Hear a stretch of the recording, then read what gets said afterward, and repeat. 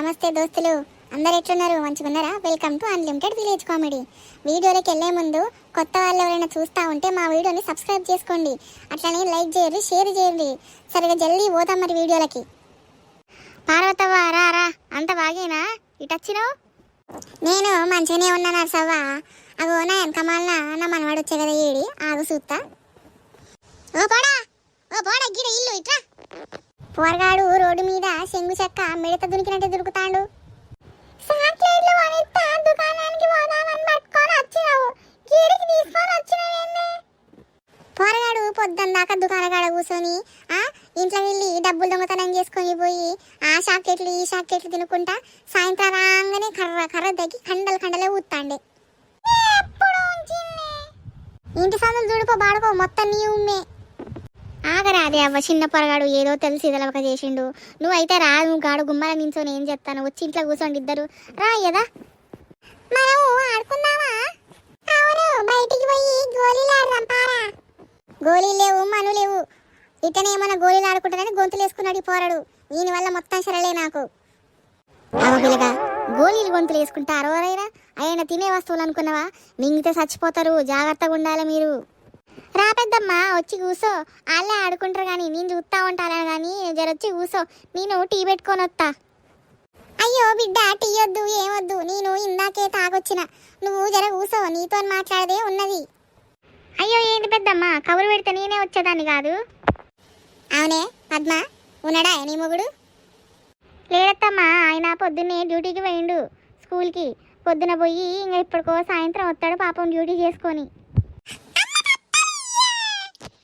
అయ్యో బిడ్డ, ఇంట్లో పప్పలు గిప్పలు ఏమీ లేవు నాన్న, నువ్వు జరా అన్నతో పోయి జాట ఆడుకోపో. ఓష్ పిల్లగాడు, గట్టత్తనమేందా తల్లి మీద? మా పొలగాడు అంతేగాని గాని ముచ్చటికి ఏంది కానీ ఏం మాట్లాడాలి ఎప్పుగా దాంతో? అట్టగాదు కానీ పిల్ల, నీ మొగుడు నీతో చక్కగుంటాడా? అక్కడికి పెద్దమ్మ, మంచిగానే ఉంటాడు పెద్దమ్మ, మంచిగానే ఉంటాడు. నేను 4 రోజుల నుంచి నిన్ను గమనిస్తాను పిల్ల. ఆకిలి ఉడిసేటప్పుడు పొద్దున్నే లేసేదానివి, ఇప్పుడు పొద్దెక్కినాక నువ్వు ఆకిలి ఉడుతాను, ముగ్గులు కూడా మంచిగా ఎత్తలేవు. ఏమైంది పిల్ల నీకు? జర చెప్పు. ముఖమంతా ఈడ్చుకొనిపోయింది, పనులలో సురుకుదనం లేదు, ఏమైందో చెప్పు.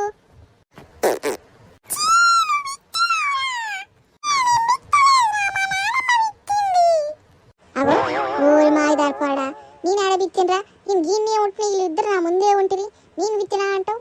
ఓడ్రా పప్పు వేసుకొని బాగా తిన్నది, నువ్వు తిన్నావా నేను తిన్నారా?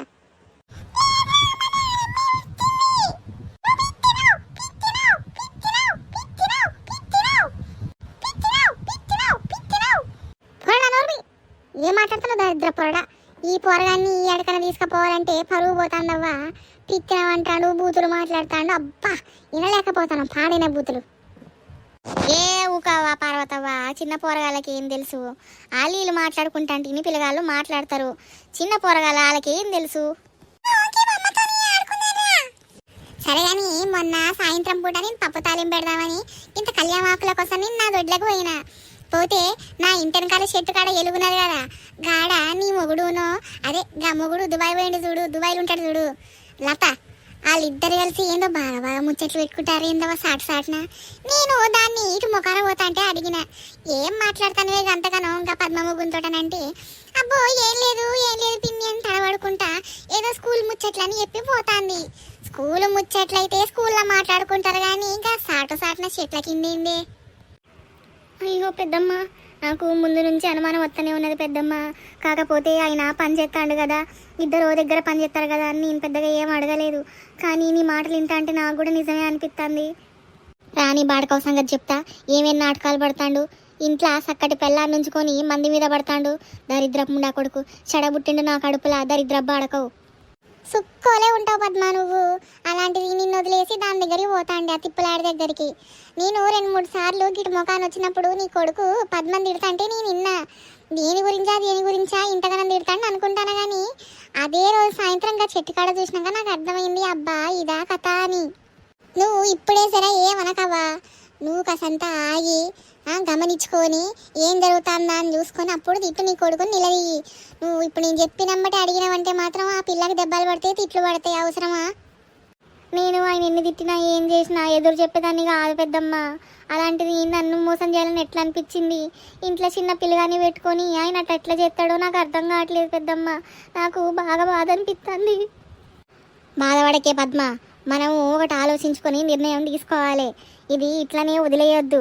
మనము ఏం చేయాలంటే వాళ్ళు ఎప్పుడైతే ఇట్లా మాట్లాడుకుంటారో వాళ్ళని ఒకటేసారి మనం పట్టుకోవాలి.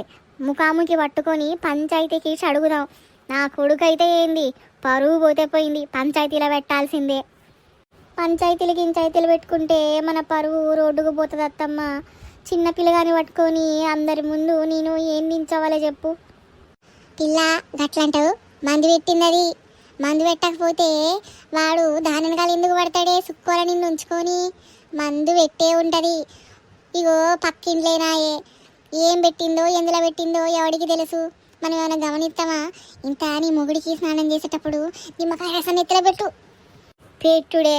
రాని సంగతి చెప్తా. మందే పెట్టింది లంజముండా. అబ్బో, నా కొడుకు కాపురల నిప్పులు పోద్దామని చూస్తాండా దొంగ లంజముండా. దాని తాడుదేగా అది ఇట్లాంటిది అనుకోలే పెద్దమ్మ. నేను దరిద్రపు ఉండది, అది ఇంతింత పనులు చేస్తుందని అస్సలు అనుకోలే. ఊర్లో అందరూ దాని గురించి చెప్పారు కానీ నేను పోనీలే మొగడలేని దాన్ని ఎంతమంది అనుకుంటలేరు, గట్నే అనుకుంటారు తీయని ఊకున్నా. అయ్యో, నీకు ముచ్చట తెలియదే పిల్ల. నీ మొగడితోనే కాదు, ఇది సొసైటీ వంతుతో కూడా ఉన్నదట. ఆ సొసైటీ చక్రవర్తి లేడా, గాడితోని మొన్న బండి మీద పోగా గా లచ్చవ చూసిందట. చూసి గిదేంటే గాని బండి మీద పోతుంది, మొగుడు భయం లేదు, ఓడి భయం లేదు, ఒక్కతే వండుకుంటే తినేదానికి భయమేడా బద్దులేడా? అబ్బో, చిన్న లంజలేదు కదా ఇది. దీన్ని ఇట్లా వదిలేస్తే కష్టం. మనం దీన్ని తాట తీయాలి. లంజముడ బండకిస్తు తగ్గుతుందని రాని. నువ్వు తొందరపడి నిర్ణయాలు తీసుకోకత్తమ్మా. మనం మెల్లగానే పోవాలి, లేకపోతే ఆయన మనకు దక్కడు. ఏం మందు పెట్టిందో ఏమో, మొత్తం దాని సోయిల్నే ఉన్నాడు, మన సోయిల్నే లేడు ఆయన. మరి ఆ మందు పెట్టిన వాళ్ళు అలా సోయిల్నే ఉంటారు, మన సోయిల్ ఎందుకు ఉంటారే? మనం జాగ్రత్తగా పిల్లగాన్ని గమనించుకుంటూ ఉండాలి. మనోడు మనకు ముఖ్యం. అది ఎటన్నా జావని తిప్పులాడి ఎంతమందితోనన్ను ఉండని మనకెందుకే? ఇగో గిసంటి లంజలు ఉండబట్టి గిన్ని కాపురాలు నాశనం అవుతా అనే అక్క. ఏం చేస్తాం?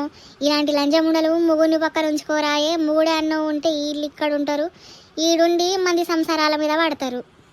సంసారాలు నాశనం చేసుడే అలా పని, ఇంకేం పని ఉన్నదవ్వా? ఒంటరి ముండకి ఎన్ని బాధలైనా ఏం తెలుస్తుంది? ఓ అత్తగారిని చూసుకునేదా, ఓ మామగారిని చూసుకునేదా, లేదా అమ్మాయిని చూసుకునేదా? మొగుడొక్కడు కూడా లేడాయే. ఒక్కతే వండుకుంటా ఏం చేయాలో సోయి సడుపు లేకుండా ఆని గెలుక్కుంటా ఈయన్ని గెలుక్కుంటా ఆన్ సంసారంలో ఈయన సంసారంలో ఏలు పెట్టి నాశనం చేసుడు. అబ్బో, ఇసంటి బజార్ ముండల్ని ఇంటి పక్కన కాదు కదా, ఇంట్లోకి కూడా రానియొద్దు, అడుగు కూడా పెట్టనియొద్దు, దరిద్రపు ముండలు. పిల్ల, నువ్వు పిల్లగాన్ని పట్టుకొని గా సోయిల్నే ఉండొద్దు. జరా పిల్లగాంతో కూడా మంచిగా ఉండవు. మంచిగా ఉంటేనే ఆ మందనేది కొడుతుంది. ఆ నిమ్మకాయలు పెట్టి రుద్దు తల మీద, అర్థమైందా? ఇవన్నీ మళ్ళీ పోయి మీ ఆయనకి ఇట్లా తిరుగుతానమాట చేసినవాట మంది పెట్టినా నాకు చదువుకున్నోడాయే జరిగియన్నీ నమ్మడు. మనం అన్నీ తెలిసిన వాళ్ళం కాబట్టి జాగ్రత్తగా ఉండాలి. ఈ విషయం నువ్వు ఎవరితో కూడా చెప్పకు. ఈ కాలంలో మందులు అయ్యి అంటే నమ్ముతాడా పెద్దమ్మ? ఊరిని పూరి మందుల గురించి నీకేం తెలిసే? పెద్దమ్మని అడుగు చెప్తుంది.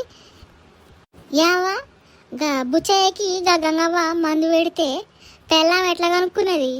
వాడు కోడిగుడ్లు కలిపి పెట్టిందటవ్వ. అది గంగవ్వ కోడిగుడ్లు కలిపి పెడితే తెల్లారి నుంచి దీన్ని చూసుడు లేదట. పెళ్ళాన్ని చూసుడు లేదు, మాట్లాడుడు లేదు, పోరగాల్ని పట్టించుకుంటూ లేదు. ఎంతక దానిది ఆసే, దాని కొంప ముందు నుంచి పోడే, దాన్ని చూసుడే, అందరికీ దాని గురించే అడుగుడు. ఇక ఏదో నాడు ఆ పెళ్ళానికి ఇట్లా అనుమానం వచ్చి ఆడికోపోయిందట మందు కోసం. వాళ్ళు ఉంటారట కొండగట్ల చూసేటోళ్ళు. ఆడికి పోతే వాళ్ళు చెప్పిర్రట మందు పెట్టిందని. ఇక తీసుకుపోయి బలివీటికి గక్కిస్తే ఆ మందు పెట్టింది అట్లనే ఉన్నదట, పాడవలేదట. కోడిగుడ్ల కలిపి పెట్టిందట, అదంతా కోడిగుడ్డట. కక్కిచ్చిరాట మందు.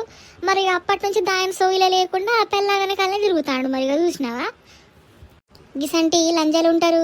నేను గిసంటి వాళ్ళని అస్సలు వరవనవ్వా. పిల్లగాడు ఇప్పుడు మన ధ్యాసలో లేడే. మన ధ్యాసలు ఉంటే ఏమైనా చెప్పొచ్చు. ఇప్పుడు మనం ఏం చెప్తాం చెప్పు?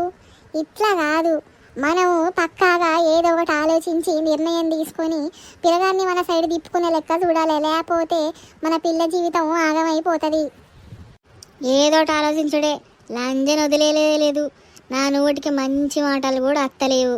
దేవుడు నన్ను క్షమించకపోయినా పర్వాలేదు, గిసంటి కాపురం చేసే లంజల్ని, గిట్లా ఎవడదీసే లంజల్ని ఏమనాలి మరిగా? చెప్పండి దోస్తులు, మీరే ఏమంటారు? గిసంటి లంజం ఉండల వల్లే సమాజాలు పాడైపోతాయి. మీరు అనుకుంటారేమో మనమాలు మంచిగా ఉంటే పక్క లంజం ఉండి ఎందుకుంటుందని. మనోడిని అంట, పక్కనోడిని కూడా అంట. జర అందరూ జాగ్రత్తగా ఉండి మీ సంసారాలు మీరు మంచిగా చేసుకోండి. పార్ట్ 3 కోసం వెయిట్ చేయండి, చాలా ఇంట్రెస్టింగ్గా ఉంటుంది. దోస్తులు, పార్ట్ 3 చాలా మంచిగా ఉంటుంది, మీరు జడ చూరుర్రి. ఇది నిజమైన కథ మీ ముందు పెట్టాలని మేము నిజంగా జరిగిందే చెప్తాను. ఇందులో బూతులు గీతులు ఉన్నాయని మీరు జర మమ్మల్ని క్షమించండి. ఎందుకంటే వాళ్ళు ఎట్లయితే మాట్లాడుకున్నారో మేము అట్లనే మేము ముందు పెడతాం.